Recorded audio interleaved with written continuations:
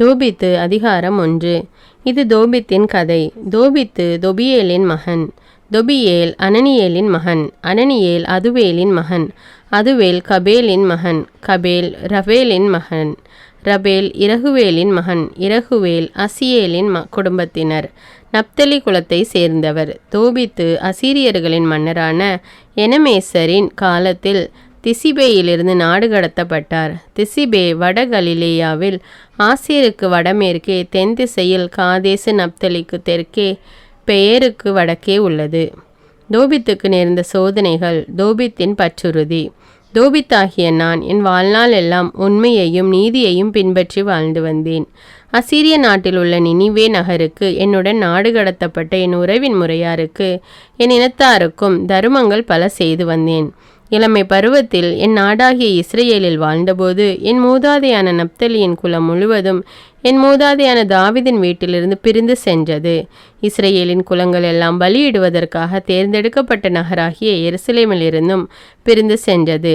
எருசலேமில்தான் கடவுளின் இல்லமாகிய கோவில் எல்லா தலைமுறைகளுக்கும் எக்காலத்துக்கும் உரியதாக கட்டப்பட்டு திருநிலைப்படுத்தப்பட்டிருந்தது.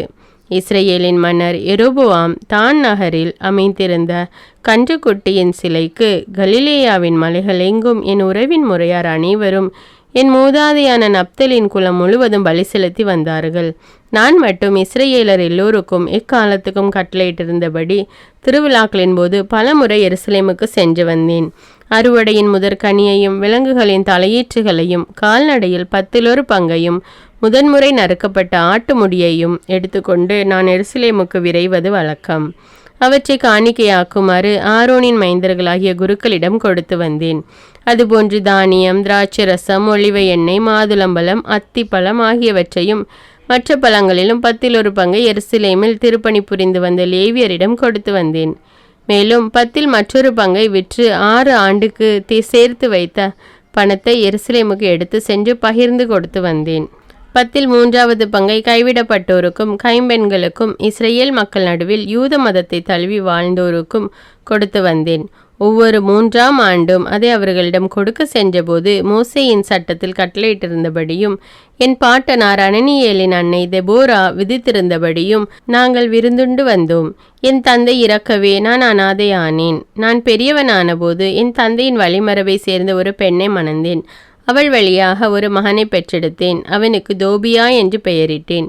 அசீரியாவுக்கு நான் நாடு கடத்தப்பட்டு கைதியாக நினிவேக்கு சென்ற பின் என் உறவின் முறையார் அனைவரும் என் இனத்தாரும் வேற்றினத்தாரின் உணவை உண்டு வந்தனர். ஆனால் நான் வேற்றினத்தாரின் உணவை உண்ணாமல் தவிர்த்து வந்தேன். நான் என் முழு மனதுடன் என் கடவுளை சிந்தையில் நிறுத்தினேன். எனவே உன்னத இறைவன் எனக்கு அருள் கூர்ந்து எனமேசரின் முன்னிலையில் என்னை பெருமைப்படுத்தினார்.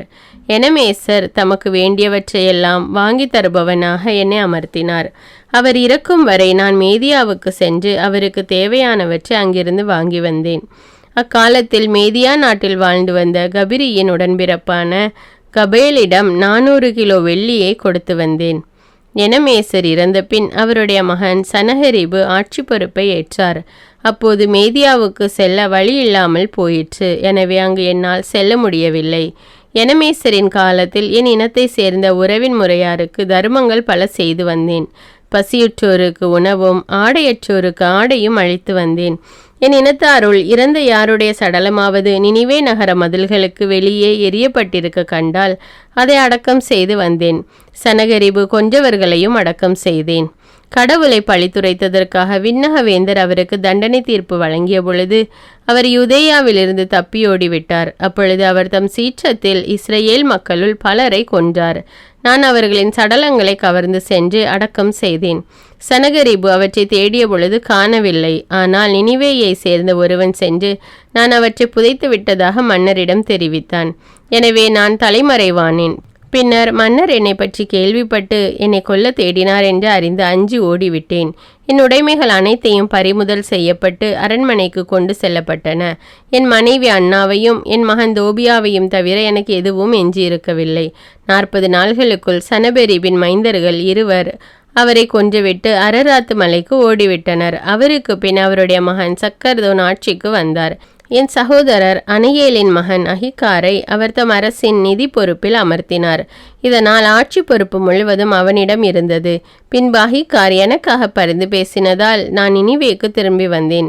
அசீரிய மன்னர் சனகரிபுக்கு மது பரிமாறுவோரின் தலைவனாகவும் ஓலை நாயகமாகவும் ஆட்சி பொறுப்பாளனாகவும் நிதி அமைச்சனாகவும் அஹிக்கார் விளங்கினான். சக்கர்தோனும் அவனை அதே பதவியில் அமர்த்தினார். அஹிக்கார் என் நெருங்கிய உறவினன், என் சகோதரனின் மகன். தோபித்து அதிகாரம் 5. வானதூதர் ரஃபேல். அப்பொழுது தம் தந்தை தோபித்துக்கு மறுமொழியாக, தோபியா, அப்பா, நீங்கள் எனக்கு கட்டளையிட்ட அனைத்தையும் செய்வேன். ஆனால் எப்படி கபேலிடமிருந்து அந்த பணத்தை திரும்ப பெறுவேன்? அவருக்கு என்னை தெரியாது, எனக்கும் அவரை தெரியாது.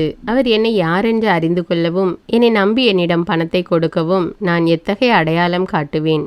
மேதியாவுக்கு எவ்வழியாக செல்வது, எவ்வாறு செல்வது என்று எனக்கு தெரியாது என்றார்.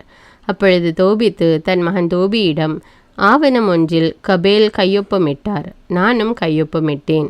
அதை 2ஆக கிழித்து ஒவ்வொருவரும் ஆளுக்கு ஒன்றை எடுத்துக்கொண்டோம். அதை பணத்துடன் வைத்துள்ளேன். இன்றைக்கு 20 ஆண்டுகளுக்கு முன் அவரிடம் பணத்தை கொடுத்து வைத்தேன். இப்பொழுது உன்னோடு செல்வதற்கு நம்பிக்கை வாய்ந்த ஒருவரை நீயே தேடிப்பார். நீ திரும்பும் வரைக்கும் உள்ள கூலியை அவருக்கு கொடுப்போம். கபேலிடமிருந்து அந்த பணத்தை பெற்று வா மகனே என்றார். தம்முடன் மேதியாவுக்கு செல்ல வழி தெரிந்த ஒருவரை தேடி தோபியா வெளியே சென்றார். சென்று தம்முன் நின்ற வானதூதர் ரஃபேலை கண்டார். ஆனால் அவர் கடவுளின் தூதர் என்பது அவருக்கு தெரியாது. அவரிடம், இளைஞரே, எங்கிருந்து வருகிறீர் என்று வினவினார். அதற்கு அவர், உன் உறவின் முறையினர்களாகிய இஸ்ரேல் மக்களுள் நானும் ஒருவன். வேலை தேடி இங்கு வந்துள்ளேன் என்றார். மேதியாவுக்கு செல்ல உமக்கு வழி தெரியுமா என்று தோபியா கேட்டார். அதற்கு அவர், ஆம், பன்முறை அங்கு சென்றுள்ளேன். அது எனக்கு அறிமுகமான இடம். எல்லா வழிகளையும் நான் அறிவேன். அடிக்கடி மேதியாவுக்கு சென்று ராகியில் வாழும் நம் உறவினர் கபேலுடன் தங்கியிருக்கிறேன். எக்பத்தானாவிலிருந்து ராகிக்கு செல்ல 2 நாள் ஆகும், ஏனெனில் எக்பத்தானா மலைப்பகுதியில் உள்ளது என்றார். தோபியா, இளைஞரே, நான் சென்று என் தந்தையிடம் சொல்லிவிட்டு திரும்பும் வரை எனக்காக காத்திரும். நீர் என்னுடன் வர வேண்டும். உமக்கு உரிய சம்பளத்தை கொடுப்பேன் என்றார். அதற்கு அவர், சரி, நான் காத்திருக்கிறேன், ஆனால் மிகவும் தாமதியாதீர் என்றார். தோபியா உள்ளே சென்று தம் தந்தை தோபித்தை நோக்கி, நம் உறவின் முறையினர்களாகிய இஸ்ரேல் மக்களுள் ஒருவரை கண்டுகொண்டேன் என்றார். அவரிடம் தோபித்து, மகனே, அவருடைய இனம் எது, குலம் எது, உன்னுடன் செல்வதற்கு நம்பிக்கை வாய்ந்தவரா என அறியும் பொருட்டு அவரை என்னிடம் அழைத்து வா என்றார். தோபியா வெளியே சென்று அந்த இளைஞரை அழைத்து, என் தந்தை உம்மை கூப்பிடுகிறார் என்றார்.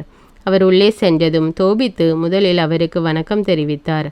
அதற்கு ரஃபேல், வணக்கம், எல்லா மங்களமும் உரித்தாகுக என்று வாழ்த்தினார். எனக்கு இனி என்ன மங்களம் உண்டு? நான் பார்வையற்ற மனிதன். விண்ணக ஒளியை என்னால் காண முடியாது.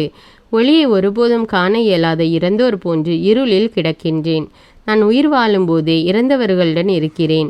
மனிதரின் குரலை கேட்கிறேன், ஆனால் அவர்களை காண முடிவதில்லை என்று கூறினார். அதற்கு அவர், அஞ்ச வேண்டாம், விரைவில் கடவுள் உமக்கு நலம் அருள்வார், துணிவு கொள்ளும் என்றார். பின்பு தோபித்து அவரிடம், என் மகன் தோபியா மேதியாவுக்கு செல்ல விரும்புகிறான். நீ வழிகாட்டியாக அவனோடு போக முடியுமா? தம்பி, உனக்கு உரிய சம்பளத்தை கொடுப்பேன் என்றார். ரஃபேல் அவரிடம், சரி, நான் அவருடன் போகிறேன். எனக்கு வழியெல்லாம் தெரியும். பன்முறை மேதியாவுக்கு சென்றுள்ளேன். அதன் சமவெளிகள் மலைகள் எங்கும் பயணம் செய்துள்ளேன். அவையெல்லாம் எனக்கு நன்கு பழக்கம் என்றார். அதற்கு தோபித்து இளைஞரிடம், தம்பி, உன் குடும்பம் எது, குலம் எது, சொல் என்றார். அவர், குலத்தை பற்றி தெரிந்து கொள்ள வேண்டிய தேவை என்ன என்றார். அதற்கு அவர், தம்பி, நீ உண்மையாகவே யாருடைய மகன் என தெரிந்து கொள்ள விரும்புகிறேன். உன் பெயர் என்ன என்று வினவினார். ரஃபேல் அவரிடம், நான் உம் உறவினர்களுள் ஒருவரான பெரிய அனனியாவின் மகன் அசரியா என்றார். தோபித்து இளைஞரிடம், தம்பி, நீ உடல் நலமும் பிற நலன்களும் பெற்று வாழ்க. உண்மையை தெரிந்து கொள்ளவே உன் குடும்பத்தை பற்றி அறிய விரும்பினேன். எனவே என் மீது சினங்கொள்ளாதே. நீ என் உறவினர்களுள் ஒருவனே. நல்ல சிறந்த குடும்பத்தை சேர்ந்தவன். பெரிய செமெல்லியின் புதல்வர்களான அனனியா, நாத்தான் ஆகிய இருவரையும் நான் அறிவேன். அவர்கள் என்னுடன் எருசலேமுக்கு சென்று வழிபடுவதுண்டு. அவர்கள் நெறி புரளாதவர்கள். உன் உறவினர்கள் நல்லவர்கள். நீ நல்ல குடும்பத்தை சேர்ந்தவன். உன் வரவு நல்வரவாகுக என்று கூறினார். அவர் தொடர்ந்து, உனக்கு நாள் ஒன்றுக்கு 1 திராக்மா சம்பளமாக கொடுப்பேன். மேலும் என் மகனுக்கு ஆகும் செலவுகளைப் போன்றே உன் செலவுகளையும் ஏற்றுக்கொள்வேன். என் மகனுடன் செல், உனக்குரிய சம்பளத்தை விட மிகுதியாகவே கொடுப்பேன் என்றார். ரஃபேல் அவரிடம், அஞ்ச வேண்டாம், நான் அவருடன் போவேன், நாங்கள் நலமே சென்று திரும்புவோம், ஏனெனில் பாதை பாதுகாப்பானது என்றார். பிறகு தோபித்து அவருக்கு வாழ்த்து கூறி, எல்லாம் நலமாக அமையட்டும் தம்பி என்றார். பிறகு தம் மகனை அழைத்து அவரிடம், மகனே, பயணத்திற்கு ஏற்பாடு செய், உன் சகோதரனுடன் புறப்படு, விண்ணக கடவுள் உங்களை பாதுகாப்புடன் வழி நடத்தி நலமே என்னிடம் கொண்டு வந்து சேர்ப்பாராக, அவருடைய தூதர் உங்களை நலமே வழி நடத்துவாராக என்றார். தோபியா புறப்படும் முன் தம் தந்தையையும் தாயையும் முத்தமிட்டார். அப்போது தோபித்து அவரிடம், நலமே சென்று வா என்றார். ஆனால் அவருடைய தாய் அழுது கொண்டே தோபித்திடம், ஏன் என் குழந்தையை அனுப்பினீர்? அவன் நமக்கு ஊன்றுகோலும் உறுதுணையும் அல்லவா? பணமா பெரிது, நம் குழந்தை அதைவிட மதிப்பு வாய்ந்தவன் அல்லவா?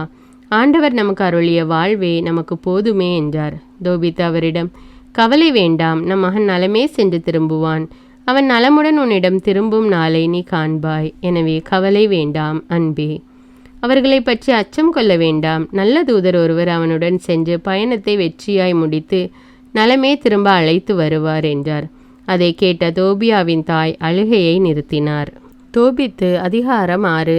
எக்பத்தானாவுக்கு பயணம். இளைஞர் புறப்பட்டு சென்றார், வானதூதருடன் சென்றார். அவர்களது நாயும் வெளியேறி அவர்களை தொடர்ந்து சென்றது. பொழுது சாயும் வரை அவர்கள் இருவரும் பயணம் செய்து திக்ரீசு ஆற்றோரமாய் தங்கினார்கள். தோபியா தம் பாதங்களை கழுவ திக்ரீசு ஆற்றில் இறங்கினார். பெரும் மீன் ஒன்று திடீரென்று நீரிலிருந்து துள்ளி குதித்து அவரது காலை கவ்வ முயன்றது. எனவே அவர் கதறினார். வானதூதர் அவரிடம், பிடியும், மீனை உறுதியாக பிடியும் என்றார். இளைஞர் மீனை பற்றி இழுத்து அதை கரைக்கு கொண்டு வந்தார். வானதூதர் அவரிடம், மீனை கீறி அதன் பித்தப்பை, இதயம், ஈரல் ஆகியவற்றை எடுத்து வைத்து கொள்ளும், ஏனெனில் அவை மருந்தாக பயன்படும், ஆனால் குடலை எரிந்துவிடும் என்றார். அவ்வாறு இளைஞர் மீனை கீறி அதன் பித்தப்பை, இதயம், ஈரல் ஆகியவற்றை எடுத்து வைத்து கொண்டார். மீனின் ஒரு பகுதியை சுட்டு சாப்பிட்டார், மீதியை உப்பிட்டு வைத்து கொண்டார். மேதியாவை நெருங்கும் வரை அவர்கள் இருவரும் சேர்ந்து பயணத்தை தொடர்ந்தார்கள். பின் இளைஞர் வானதூதரிடம், சகோதரர் அசரியா, மீனின் இதயம், ஈரல், பித்தப்பை ஆகியவை எதற்கு மருந்தாக பயன்படும் என்று வினவினார். அதற்கு தூதர் அவரிடம், பேயாவது தீய ஆவியாவது பிடித்திருக்கும் ஒருவர் முன் மீனின் இதயத்தையும் ஈரலையும் புகைய செய்தால் அவர்கள் முற்றிலும் நலம் பெறுவார்கள். இனி ஒருபோதும் அது அவர்களை அண்டாது. வெண்புள்ளிகள் உள்ள மனிதரின் கண்களில் பித்தப்பையை தடவி ஊதினால் அவர்கள் பார்வை பெறுவார்கள் என்றார். அவர்கள் மேதியா நாட்டினுள் சென்று எக்பத்தானாவை நெருங்கி கொண்டிருந்தார்கள். ரஃபேல் இளைஞரை நோக்கி, சகோதரர் தோபியா என்று அழைத்தார். அதற்கு அவர், என்ன என்றார். அவரிடம் அவர், இன்று இரவு நாம் இறகுவேலின் வீட்டில் தங்க வேண்டும். அவர் உமக்கு உறவினர். அவருக்கு சாரா என்னும் ஒரு மகள் இருக்கிறாள். அவளை தவிர அவருக்கு வேறு குழந்தைகள் இல்லை. வேறு எவரையும் விட நீரே அவளுக்கு நெருங்கிய உறவினரானதால் அவளை மணந்து கொள்ளும் உரிமை உமக்கே உண்டு. அவளுடைய தந்தையின் உடைமைகளை அடையவும் உமக்கு உரிமை உண்டு. அவள் அறிவுள்ளவள், துணிவு மிக்கவள், மிக அழகானவள். அவளுடைய தந்தையும் நல்லவர் என்றார். ரஃபேல் தொடர்ந்து, சகோதரரே, அவளை மணந்து கொள்ளும் உரிமை உமக்கு உள்ளதால் நான் சொல்வதை கேளும். இன்று இரவே அவளை பற்றி இறகுவேலிடம் பேசி அவளை உமக்கு மனைவியாக கொடுக்கும்படி கேட்போம். ராகியிலிருந்து நாம் திரும்பும் பொழுது திருமணத்தை வைத்து கொள்ளலாம். நீர் அவளை மணப்பதற்கு இறகுவேல் தடை எதுவும் சொல்ல முடியாது. மற்றொருவருக்கு அவளை நிச்சயம் செய்யவும் முடியாது என்பது எனக்கு தெரியும். அவ்வாறு செய்தால் மோசேயின் நூலில் விதித்துள்ளபடி அவர் சாவுக்கு உள்ளாவார். ஏனெனில் தம் மகளை மணப்பதற்கு மற்ற எல்லா ஆண்களையும் விட உமக்கே அதிக உரிமை உண்டு என அவருக்கும் தெரியும்.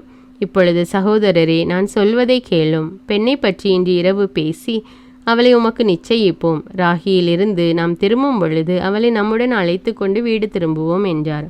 அப்பொழுது தோபியா மறுமொழியாக ரஃபேலிடம், சகோதரர் அசரியா, அவள் ஆண்கள் 7 மனமுடித்து கொடுக்கப்பட்டவள் என்றும் மணவரையில் அவளை அணுகியவர்கள் அன்றிரவே அவர்கள் இறந்தார்கள் என்றும் ஒரு பேய் அவர்களை கொன்றது என்றும் கேள்வியுற்றிருக்கிறேன்.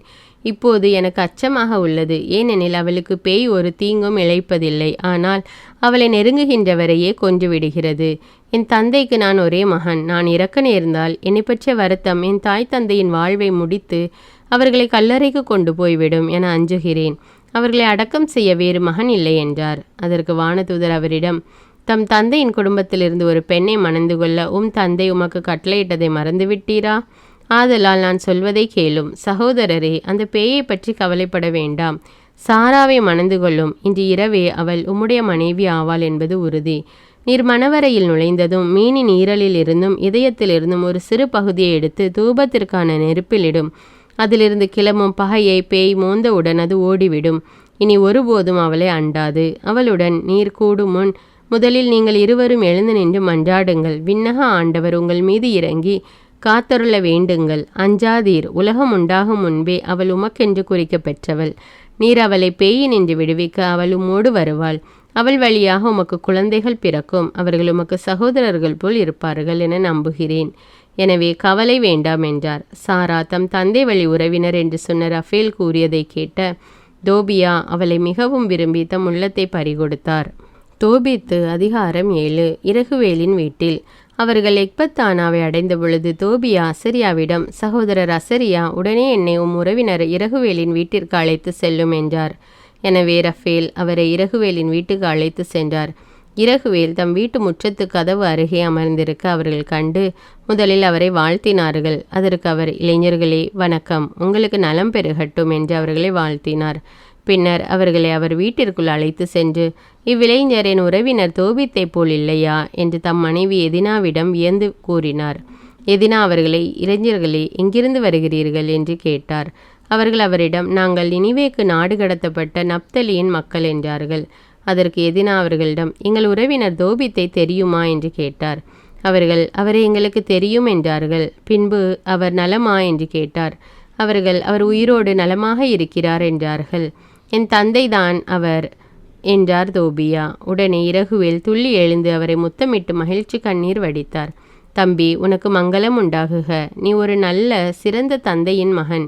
தருமங்கள் செய்யும் நேர்மையான ஒரு மனிதர் பார்வையை இழந்தது எத்தனை துயரமான செய்தி என்று கூறி தம் உறவினர் தோபியாவின் தோள் மீது சாய்ந்து அழுதார். அவருடைய மனைவி எதினாவும் தோபித்துக்காக அழுதார். அவர்களுடைய மகள் சாராவும் அழுதாள். பிறகு இரகுவேல் தம் ஆடுகளுள் ஒன்றை அடித்து அவர்களை சிறப்பாக உபசரித்தார். அவர்கள் குளித்த பின் கை அலம்பி விட்டு உணவு அருந்த அமர்ந்தார்கள். தோபியா ஆசரியாவிடம், சகோதரரே, என் உறவினலான சாராவை எனக்கு மனம் செய்து கொடுக்குமாறு இரகுவேலிடம் கேளும் என்றார். இச்சொற்கள் இரகுவேலின் செவியில் விழுந்தன. அவர் இளைஞரிடம், நீ இன்று இரவு உண்டு பருகி மகிழ்வுடன் இரு. தம்பி, என் மகள் சாராவை மணந்து கொள்ள உன்னை தவிர உரிமை உள்ள மனிதர் வேறு எவரும் இல்லை. உன்னை தவிர வேறு எவருக்கும் அவளை கொடுக்கவும் எனக்கு அதிகாரம் இல்லை. ஏனெனில் நீ என் நெருங்கிய உறவினன். ஆயினும் தம்பி, உன்னிடம் ஓர் உண்மையை கூற விரும்புகிறேன். அவளை நம் உறவினர்களுள் 7 மணமுடித்து கொடுத்தேன். அவளை கூடுவதற்கு நெருங்கிய அன்றிரவே அவர்கள் அனைவரும் இறந்தார்கள். இப்பொழுது தம்பி, உண்டு பருகு. ஆண்டவர் உங்கள் இருவருக்கும் நல்லது செய்வார் என்றார். அதற்கு தோபியா, நீங்கள் இதை பற்றி ஒரு முடிவுக்கு வரும் வரை நான் உண்ண மாட்டேன், பருக மாட்டேன் என்றார். இரகுவேல், சரி செய்கிறேன். மோசேயின் நூலில் விதித்துள்ளபடியே அவளை உனக்கு மணமுடித்து கொடுப்பேன். உனக்கு அவளை கொடுக்கும்படி விண்ணகத்தில் உறுதி செய்யப்பட்டு விட்டது.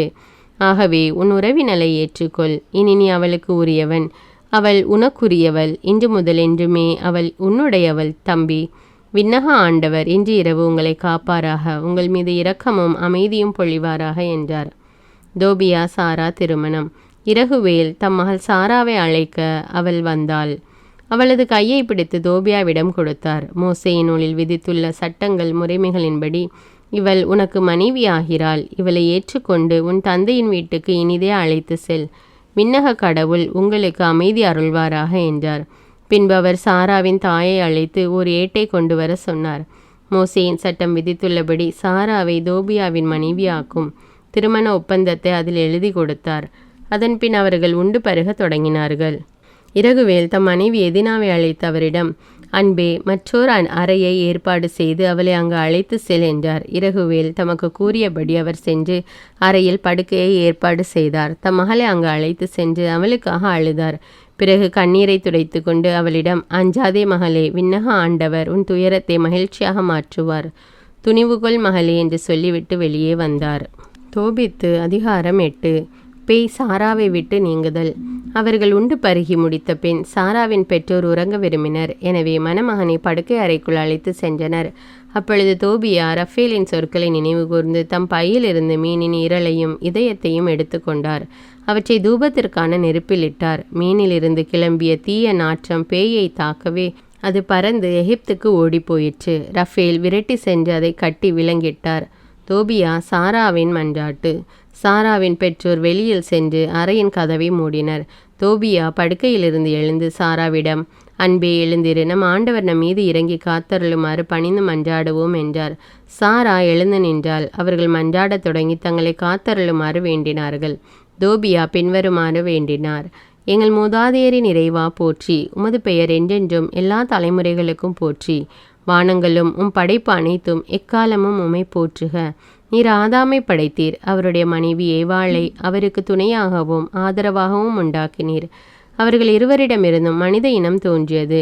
மனிதன் தனிமையாக இருப்பது நல்லதென்று அவனுக்கு தகுந்ததொரு துணையை உருவாக்குவோம் என்று உரைத்தீர். இப்பொழுது என் உறவினள் இவளை நான் மனைவியாக ஏற்றுக்கொள்வது இச்சையின் பொருட்டன்று, நேர்மையான நோக்கத்தோடுதான். என் மீதும் இவள் மீதும் இரக்கம் காட்டும். நாங்கள் இருவரும் முதுமை அடையும் வரை இணை பிரியாது வாழ செய்யும். இருவரும் ஆமேன் ஆமேன் என்று கூறினர். அன்று இரவு உறங்கினர். இறகுவேலின் புகழ்பா. இறகுவேல் எழுந்து தம் பணியாளர்களை தம்மிடம் அழைக்க அவர்கள் சென்று ஒரு குழி வெட்டினார்கள். தோபியா அநேகமாக இறந்திருப்பான். அவ்வாறாயின் நாம் இகழ்ச்சிக்கும் நகைப்புக்கும் ஆளாவோம் என்றார். அவர்கள் குழி வெட்டி முடித்த பொழுது இறகுவேல் வீட்டுக்குள் சென்று தம் மனைவியை அழைத்து, பணிப்பெண்கள் ஒருத்தியை அனுப்பு. அவள் உள்ளே சென்று தோபியா உயிரோடு இருக்கிறானா என்று பார்த்து வரட்டும். அவன் இறந்திருந்தால் எவரும் அறியா வண்ணம் அவனை புதைத்து விடலாம் என்று கூறினார். எனவே அவர்கள் ஒரு பணிப்பெண்ணை அனுப்பினார்கள். விளக்கேற்றி கதவை திறந்தார்கள். பணிப்பெண் உள்ளே சென்று அவர்கள் ஒன்றாக அயர்ந்து உறங்கிக் கொண்டிருக்க கண்டாள். அவள் வெளியே வந்து தோபியா உயிருடன் இருக்கின்றார் என்றும் அவருக்கு தீங்கு எதுவும் நேரவில்லை என்றும் தெரிவித்தாள். அவர்கள் விண்ணக கடவுளை புகழ்ந்தார்கள். இறகுவேல் பின்வருமாறு மன்றாடினார். கடவுளே போற்றி. எவ்வகை மெய்ப்புகழ்ச்சியும் உமக்கு உரித்தாகுக. எக்காலமும் நீர் புகழப் பெறுவீராக. என்னை மகிழ்வித்த நீர் போற்றி. நான் அஞ்சியது போல் எதுவும் நடக்கவில்லை. உம் இரக்கப் பெருக்கிற்கு ஏற்ப எங்களை நடத்தியுள்ளீர். தம் பெற்றோருக்கு ஒரே மகனும் ஒரே மகளுமான இவர்கள் இருவருக்கும் இரக்கம் காட்டிய நீர் போற்றி. ஆண்டவரே, இவ்விருவர் மீதும் இறங்கி காத்தருளும். இவர்கள் மகிழ்ச்சியும் இரக்கமும் பெற்று நிறைவாழ்வு காண செய்தருளும். பின்னர் இறகுவேல் தம் பணியாளர்களிடம் பொழுது விடியும் முன் குழியை மூடிவிடுமாறு கூறினார். திருமண விழா. இறகுவேல் தம் மனைவியிடம் நிறைய அப்பம் சுட சொன்னார். அவரே மந்தைக்கு சென்று 2 காளைகளையும் 4 ஆடுகளையும் ஓட்டி வந்து சமைக்க சொன்னார். அவர்கள் விருந்து ஏற்பாடு செய்தார்கள். இறகுவேல் தோபியாவை அழைத்து அவரிடம், 14 நாள்கள் நீ இங்கிருந்து நகரக்கூடாது. என்னுடன் உண்டு பருகி இங்கேயே தங்கியிரு. சோர்வுற்றிருக்கும் என் மகளின் மனதுக்கு மகிழ்வூட்டு. என் உடைமையிலெல்லாம் பாதியை இப்பொழுதே எடுத்துக்கொள். உன் தந்தையின் வீட்டிற்கு நலமாக திரும்பு. நானும் என் மனைவியும் இறந்ததும் மற்றொரு பாதியும் உன்னை சேரும். அஞ்சாதே தம்பி, நான் உனக்கு தந்தை, எதினா உனக்கு தாய். இனிமேல் என்றும் நாங்கள் உன்னுடன் உன் மனைவியுடனும் இருப்போம். துணிவுகள் மகனே என்று கூறினார். தோபித்து அதிகாரம் 9. கடனை திரும்ப பெறுதல். பின்னர் தோபியா ரஃபேலை அழைத்து அவரிடம், சகோதரர் அசரியா, நீர் 4 பணியாளர்களை அழைத்து கொண்டு 2 ஒட்டகங்களோடு இராகிக்கு புறப்பட்டு கபேலிடம் செல்லும். அவரிடம் ஆவணத்தை கொடுத்து பணத்தை பெற்றுக்கொள்ளும். அவரையும் உம்முடன் திருமணத்திற்கு அழைத்து வாரும். என் தந்தை நாள்களை எண்ணிக்கொண்டிருப்பார் என்பது உமக்கு தெரியுமே. நான் ஒரு நாள் தாமதித்தாலும் அவர் மிகவும் துயருக்குள்ளாவார்.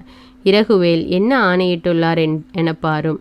நான் அவருடைய ஆணையை மீற முடியுமா என்றார். எனவே ரஃபேல் 4 பணியாளர்களை அழைத்து கொண்டு 2 ஒட்டகங்களோடு மேதியாவிலிருந்து ராகிக்கு சென்று கபேலுடன் தங்கினார். அவரிடம் ஆவணத்தை கொடுத்தார். தோபித்துடைய மகன் தோபியாவின் திருமணத்தை பற்றி கூறி திருமணத்திற்கு அவரை தோபியா அழைத்து வர சொன்னதாக உரைத்தார். கபேல் எழுந்து முத்திரையிட்ட பணப்பைகளை சரிபார்த்து எடுத்து வைத்தார். எல்லோரும் வைகரையில் எழுந்து திருமணத்திற்கு சென்றனர். அவர்கள் இறகுவேலின் வீட்டை வந்தடைந்த பொழுது உணவருந்தி கொண்டிருந்த தோபியா எழுந்து கபேலுக்கு வணக்கம் தெரிவித்தார். கபேல் மகிழ்ச்சி கண்ணீர் மல்க, நல்லவனே, சிறந்தவனே, நன்மையும் சிறப்பும் நேர்மையும் வல்லன்மையும் நிறைந்தவரின் மகனே, ஆண்டவர் உனக்கும் உன் மனைவிக்கும் அவளுடைய பெற்றோருக்கும் வானக பேறுகளை வழங்குவாராக.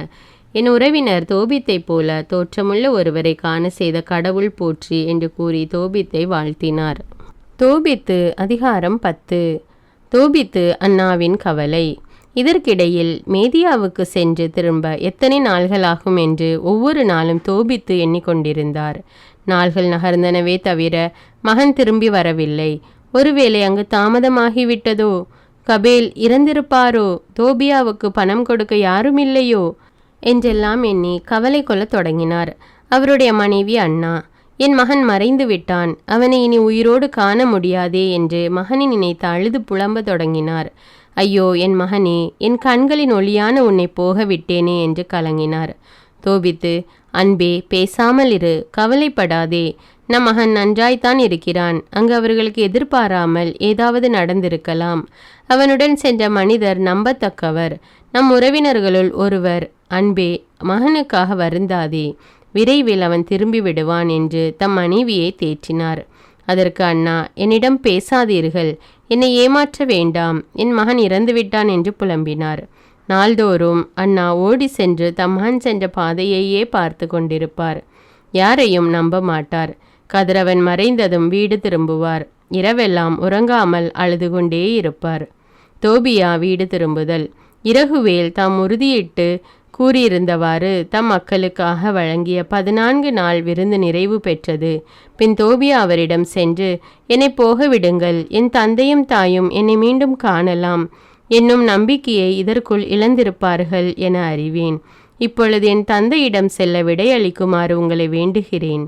மாமா, என் நிலையில் நான் அவரை விட்டு வந்தேன் என்று உங்களுக்கு நான் ஏற்கனவே கூறியுள்ளேன் என்றார். ஆனால் இறகுவேல் தோபியாவிடம், தங்கு மருமகனே, என்னுடன் தங்கியிரு, உன்னை பற்றி உன் தந்தை தோபித்திடம் தெரிவிக்க நான் தூதர்களை அனுப்புகிறேன் என்றார். அதற்கு அவர், வேண்டவே வேண்டாம், என் தந்தையிடம் செல்ல விடையளிக்குமாறு உங்களை வேண்டுகிறேன் என்று வலியுறுத்தினார்.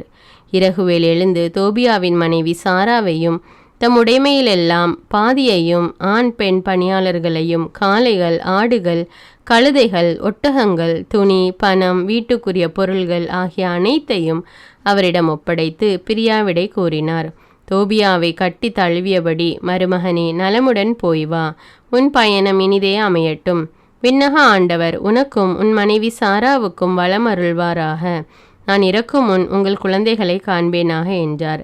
பின் தம் மகள் சாராவிடம், மகளே, உன் மாமனாரின் வீட்டிற்கு புறப்பட்டு செல். இன்று முதல் அவர்கள் உன் பெற்றோருக்கு ஒப்பானவர்கள். மன நிறைவோடு போய் வா. என் வாழ்நாள் முழுவதும் உன்னை பற்றி நல்லதே கேட்பேனாக என்று கூறி அவர்களை வழி அனுப்பி வைத்தார்.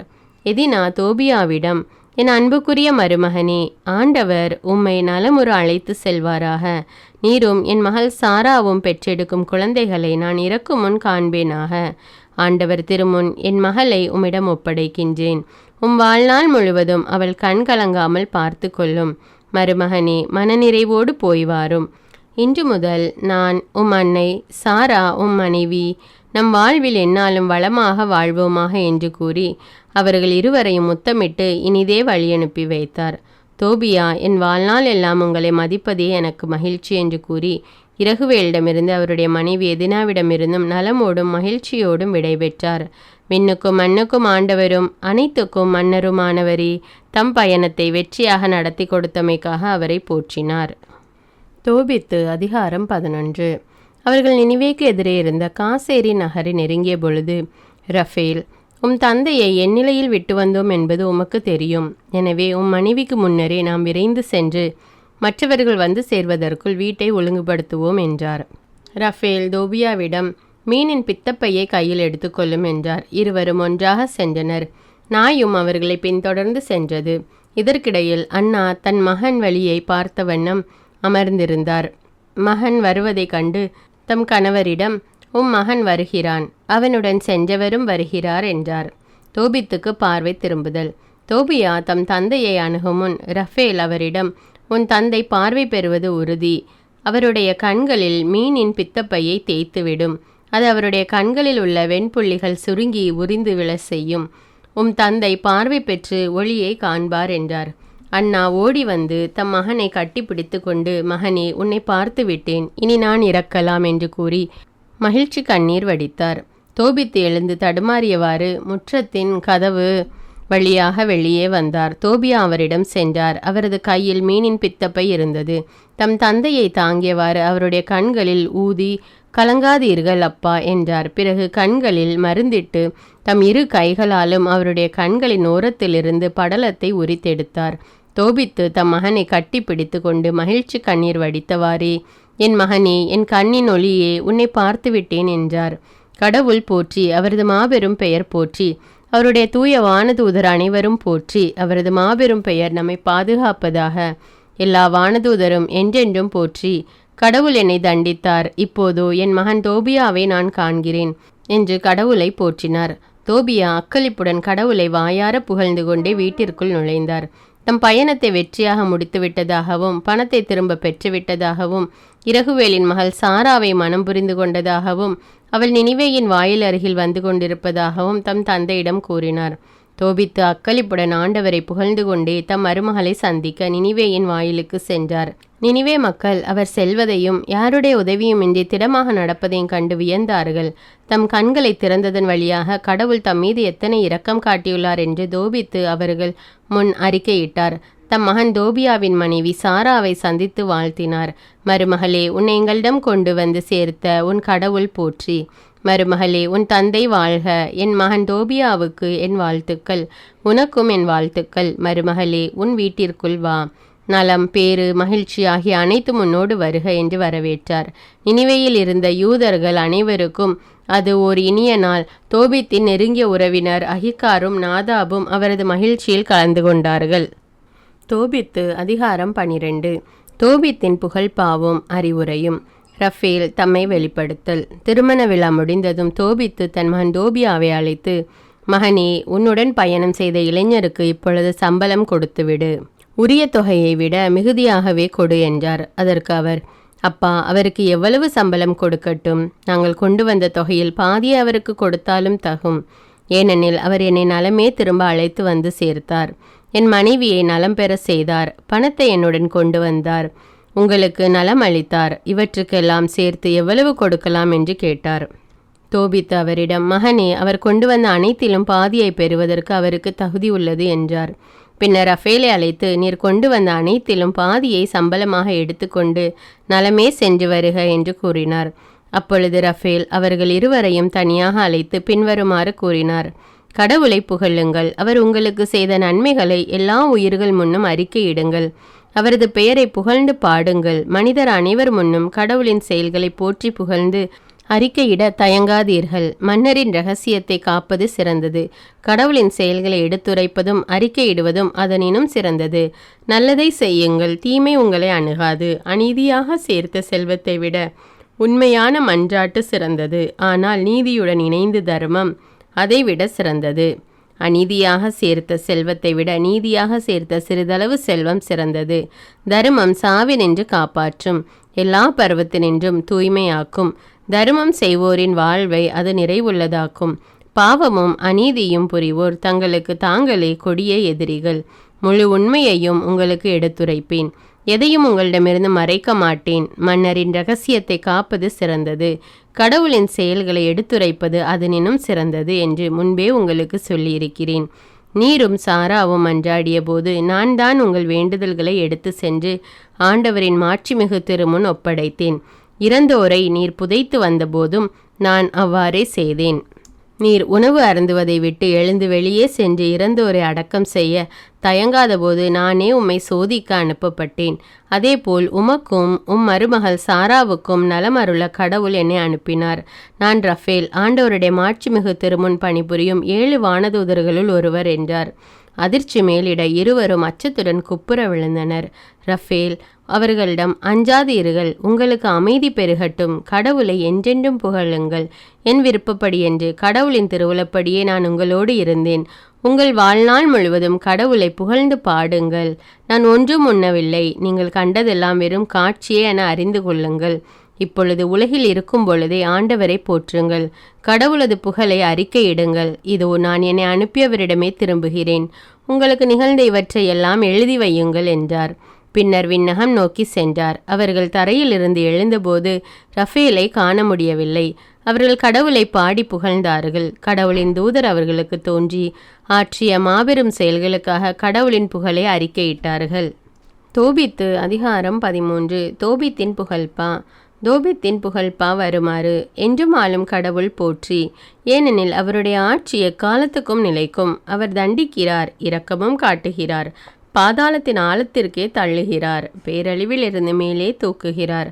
அவரது ஆற்றலுக்கு அப்பாற்பட்டது எதுவும் இல்லை. இஸ்ரேல் மக்களே, வேற்றினத்தார் முன் அவரது புகழை அறிக்கையிடுங்கள். ஏனெனில் அவர் அவர்களிடையே உங்களை சிதறடித்துள்ளார். அவர் தமது பெருமையை உங்களுக்கு காட்டியுள்ளார். எல்லா உயிர்கள் முன்னும் அவரை ஏத்துங்கள். ஏனெனில் அவர் நம் ஆண்டவர், நம் கடவுள், நம் தந்தை. எக்காலத்துக்கும் அவர் கடவுள். உங்களுடைய நெறிகெட்ட செயல்களுக்காக அவர் உங்களை தண்டிப்பார். நீங்கள் சிதறடிக்கப்பட்டுள்ள எல்லா நாடுகளிலிருந்தும் உங்களை ஒன்று கூட்டி உங்கள் அனைவர் மீதும் இரக்கத்தை பொழிவார்.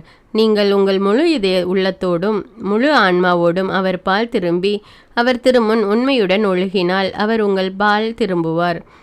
தமது முகத்தை உங்களிடமிருந்து என்றுமே திருப்பிக் கொள்ளார். உங்களுக்கு அவர் செய்துள்ளவற்றை இப்பொழுது எண்ணி பாருங்கள். நீதியின் ஆண்டவரை போற்றுங்கள். வாயார அவரை அறிக்கையிடுங்கள். என்றுமுள்ள மன்னரை ஏத்தி போற்றுங்கள். நான் அடிமையாய் வாழும் நாட்டில் அவரை போற்றுவேன். அவருடைய ஆற்றலையும் மேன்மையையும் பாவ நாட்டமுள்ள இனத்தார் முன் அறிக்கையிடுவேன். பாவிகளை மனந்திரும்புங்கள். அவர் திருமுன் நேர்மையுடன் ஒழுகுங்கள். ஒருவேளை அவர் உங்கள் மீது அருள் கூறுவார், உங்களுக்கு இரக்கங்காட்டுவார். நான் என் கடவுளை புகழ்ந்தேத்துவேன். என் உள்ளம் விண்ணக வேந்தரை போற்றுகின்றது. அவரது மேன்மையை நினைத்து பேருவகை கொள்கிறது. அனைவரும் புகழ் பாடுங்கள். எருசலேமில் அவரை போற்றுங்கள். திருநகரான எருசலேமே, உன் மக்களுடைய செயல்களின் பொருட்டே அவர் உன்னை தண்டிப்பார். நீதிமான்களின் பிள்ளைகள் மீது மீண்டும் இரக்கம் காட்டுவார். உமது கூடாரம் உமக்காக மீண்டும் மகிழ்ச்சியுடன் அமைக்கப்படும். நாடு கடத்தப்பட்ட உங்கள் அனைவரையும் இன்புறுத்தி நலிவுற்ற உங்கள் அனைவர் மீதும் தலைமுறை தோறும் அன்பு செலுத்துவாராக. உலகின் எல்லைகள் வரை பேரொளி சுடர்க. தொலையில் இருந்த பல நாடுகள் எருசலேமிடம் வரும். உலகின் எல்லா எல்லைகளில் இருந்தும் மக்கள் உமது திருப்பெயர் விளங்கும் இடத்திற்கு வருவார்கள். விண்ணக வேந்தருக்கு தம் கைகளில் காணிக்கை ஏந்தி வருவார்கள். எல்லா தலைமுறைகளும் உன்னில் மகிழ்ந்து பாடும். தெரிந்து கொள்ள பெற்ற நகரின் பெயர் தலைமுறை தலைமுறையாக நிலைத்திருக்கும். உனக்கு எதிராக வன் சொல் கூறுவோரும் உன்னை அழிப்போரும் சபிக்கப்படுவர். உன் மதில்களை தகர்ப்போரும் உன் காவல் மாடங்களை தரைமட்டமாக்குவோரும் உன் வீடுகளை தீக்கிரையாக்குவோரும் சபிக்கப்படுவர். ஆனால் உனக்கு என்றென்றும் அஞ்சுவோர் அனைவரும் ஆசி பெறுவர். வாரீர், நீதிமான்களின் மக்களை குறித்து மகிழ்வீர். ஏனெனில் அவர்கள் அனைவரும் மீண்டும் ஒன்று கூடுவர். என்றுமுள்ள ஆண்டவரை போற்றுவர். உன்னிடம் அன்பு கொண்டோர் பேறு பெற்றோர். உன் நிறைவாழ்வு கண்டு மகிழ்வோர் பேறு பெற்றோர். உன் தண்டனைகள் எல்லாவற்றையும் குறித்து வருந்துவோர் பேறு பெற்றோர். அவர்கள் அனைவரும் உன் பொருட்டாக மகிழ்வார்கள். உனது முழு மகிழ்ச்சியையும் என்றென்றும் காண்பார்கள். என் உயிரே, மாவேந்தராம் ஆண்டவரை போற்று. எருசலேம் நகர் எக்காலத்துக்கும் அவரது இல்லமாக எழுப்பப்படும். என் வழிமரபினருள் எஞ்சியோர் உனது மாட்சியைக் கண்டு விண்ணக வேந்தரை புகழ்வாராயின் நான் எத்தனை பேறு பெற்றவன். எருசலேமின் வாயில்கள் நீலமணியாலும் மரகதத்தாலும் உருவாகும். உன் மதில்கள் விலை உயர்ந்த கற்களால் கட்டப்படும். எருசலேமின் காவல் மாடங்கள் பொன்னாலும் கொத்தளங்கள் பசும்பொன்னாலும் அமைக்கப்படும். எருசலேமின் வீதிகளில் மாணிக்கமும் ஒபீர் நாட்டு கற்களும் பதிக்கப்படும். எருசலேமின் வாயில்கள் மகிழ்ச்சி பாக்கள் இசைக்கும். அதன் இல்லங்கள் தோறும் அல்லேலூயா, இஸ்ரேலின் கடவுள் போற்றி என முழங்கும். கடவுளின் ஆசி பெற்றோர் அவரது திருப்பெயரை என்றென்றும் வாழ்த்துவர். தோபித்து அதிகாரம் 14. தோபித்தின் புகழ்பா நிறைவு பெற்றது. தோபித்தின் இறுதி அறிவுரை. தோபித்து தம் 112ஆம் வயதில் அமைதியாக இறந்தார். நினிவேயில் சிறப்புடன் அடக்கம் செய்யப்பட்டார். அவர் பார்வை இழந்தபோது அவருக்கு வயது 62. அவருக்கு பார்வை திரும்பிய பின் வளமாக வாழ்ந்து தருமங்கள் புரிந்து வந்தார். கடவுளை போற்றுவதிலும் அவரது பெருமையை அறிக்கையிடுவதிலும் ஓயாது ஈடுபட்டிருந்தார். அவர் இறக்கும் தருவாயில் இருந்தபொழுது தம் மகன் தோபியாவை அழைத்து பின்வருமாறு அறிவுறுத்தினார். மகனே, உன் மக்களை அழைத்து கொண்டு மேதியாவுக்கு தப்பி செல். ஏனெனில் நினிவேக்கு எதிராக இறைவாக்கினர் நாகும் வழியாக கடவுள் கூறிய வாக்கு நிறைவேறும் என நம்புகிறேன். கடவுள் அனுப்பிய இஸ்ரேலின் இறைவாக்கினர்கள் அசீரியாவுக்கும் நினிவேக்கும் எதிராக கூறிய அனைத்தும் தவறாது நிகழும். உரிய வேளையில் அவை அனைத்தும் நடந்தே தீரும். பாபிலோன், அசீரியா ஆகியவற்றை விட மேதியா நாடு பாதுகாப்பாக இருக்கும். ஏனெனில் கடவுள் கூறிய அனைத்தும் நிறைவேறும் என நான் நம்புகிறேன். அவையெல்லாம் தவறாது நடந்தே தீரும். இஸ்ரேல் நாட்டில் வாழும் நம் உறவினர் அனைவரும் சிதறடிக்கப்பட்டு அந்த நல்ல நாட்டிலிருந்து கடத்தப்படுவர். சமாரியாவும் எருசலேமும் உட்பட இஸ்ரேல் நாடு முழுவதும் பாலை நிலமாகும். கடவுளின் இல்லம் தீக்கிரையாகி சிறிது காலத்திற்கு பாழடைந்து கிடக்கும். கடவுள் மீண்டும் அவர்கள் மீது இரக்கம் காட்டுவார். மீண்டும் அவர்களை இஸ்ரேல் நாட்டுக்கு கூட்டிக் கொண்டு வருவார். மீண்டும் அவர்கள் கடவுளின் இல்லத்தை கட்டி எழுப்புவார்கள். ஆனால் குறிப்பிட்ட காலம் நிறைவேறும் வரை அது முதலில் கட்டப்பட்ட இல்லம் போன்று இராது. அதன்பின் இஸ்ரேலர் அனைவரும் சிதறடிக்கப்பட்ட நாடுகளிலிருந்து திரும்பி வருவர். எருசலேமை சிறப்புடன் கட்டி எழுப்புவர். இஸ்ரேலரின் இறைவாக்கினர்கள் கூறியபடி அந்நகரில் கடவுளின் இல்லம் கட்டப்படும். உலகம் முழுவதிலும் உள்ள மக்களினத்தார் அனைவரும் மனம் மாறுவர். உண்மையாகவே கடவுளுக்கு அஞ்சுவர். தங்களை ஏமாற்றி தவறான வழியில் நடக்க தூண்டிய சிலைகளை எல்லாம் விட்டொழிப்பர். எஞ்சுமுள்ள கடவுளை நேர்மையுடன் போற்றுவர். அக்காலத்தில் எஞ்சியிருக்கும் இஸ்ரேல் மக்கள் அனைவரும் உண்மையில் கடவுளை நினைப்பர். ஒன்று கூடிய எருசலேமுக்கு திரும்பி வந்து தங்களுக்கு அளிக்கப்பட்ட அப்ரஹாமின் நாட்டில் எக்காலத்துக்கும் பாதுகாப்பாக குடியிருப்பர். உண்மையில் கடவுள் மீது அன்பு கூறுவோர் மகிழ்வர். பாவமும் அநீதியும் புரிவோர் உலகம் எங்கிலும் இருந்தும் மறைவர். இப்பொழுது என் மக்களே, உங்களுக்கு நான் இடும் கட்டளை: கடவுளுக்கு உண்மையாகவே பணிபுரிங்கள். அவர் திருமுன் அவருக்கு உகந்ததை செய்யுங்கள். நேர்மையாய் ஒழுகவும் தருமங்கள் செய்யவும் உங்கள் குழந்தைகளுக்கு பயிற்சி அளியுங்கள். அதனால் அவர்கள் கடவுளை நினைத்து எக்காலத்திலும் முழு ஆற்றலுடன் உண்மையோடு அவரது பெயரை போற்றுவார்கள். இப்பொழுது மகனே, நினிவேயிலிருந்து புறப்படு. இங்கு தங்காதே. என் அருகில் உன் தாயை அடக்கம் செய்த பின் இந்நாட்டின் எல்லைக்குள் தங்காதே. ஏனெனில் இங்கு அநீதி மலிந்துள்ளது, வஞ்சகம் நிரம்பியுள்ளது. மக்களோ அதை பற்றி வெட்கப்படுவதில்லை என்பதும் எனக்கு தெரியும். மகனே, தன்னை வளர்த்த ஆளாக்கி அகிக்காருக்கு நாதாபு செய்ததை எண்ணிப்பார். நாதாபு அகிக்காரை உயிரோடு மண்ணில் புதைக்கவில்லையா? அதனால் கடவுள் நேரடியாக அவனை தண்டித்தார். அகிக்கார் ஒளியை கண்டான். நாதாபோ முடிவில்லா இருளில் மறைந்தான். ஏனெனில் அவன் அகிக்காரை கொல்ல முயன்றான். அகிக்கார் தர்மம் செய்ததனால் நாதாபின் சூழ்ச்சியிலிருந்து தப்பினான். ஆனால் நாதாபு தன் சூழ்ச்சியிலேயே சிக்கி மடிந்தான். இப்பொழுது என் மக்களே, தர்மத்தினால் வரும் நன்மையையும் அநீதியினால் வரும் தீமையையும், அதாவது சாவையும் எண்ணி பாருங்கள். என் உயிர் பிரிய போகின்றது. பின் தோபித்தை படுக்கையில் கிடத்தினர். அவர் இறந்த பின் சிறப்புடன் அடக்கம் செய்தனர். முடிவுரை: தம் தாய் இறந்ததும் தோபியா அவரை தம் தந்தையின் அருகில் அடக்கம் செய்தார். பின் அவரும் அவருடைய மனைவியும் மேதியாவுக்கு சென்றனர். அவர் தம் மாமனார் இரகுவேலுடன் எக்பத்தானாவில் வாழ்ந்தார். தம் மனைவியின் வயது முதிர்ந்த பெற்றோரை மரியாதையுடன் பேணி வந்தார். அவர்களை மேதியா நாட்டு எக்பத்தானாவில் அடக்கம் செய்தார். இரகுவேலின் சொத்துக்கும் தம் தந்தை தோபித்தின் சொத்துக்கும் உரிமையாளர் ஆனார். மக்களின் மதிப்புக்குரியவராய் தம் 117ஆம் வயதில் இறந்தார். இறக்கும் முன் நினிவேயின் அழிவை பற்றி கேள்விப்பட்டு அதை கண்ணாலும் கண்டார். நினிவே கைப்பற்றப்பட்டதையும் மேதியாவின் மன்னர் அகிக்கார் நினிவே மக்களை மேதியாவுக்கு நாடு கடத்தியதையும் கண்டார். நினிவே மக்களுக்கும் அசீரியாவின் மக்களுக்கும் கடவுள் செய்த அனைத்தையும் குறித்து அவரை புகழ்ந்தார். நினிவேக்கு நிகழ்ந்ததை முன்னிட்டு தாம் இறக்கும் முன் மகிழ்ந்தார். கடவுளாகிய ஆண்டவரை என்றென்றும் புகழ்ந்தார்.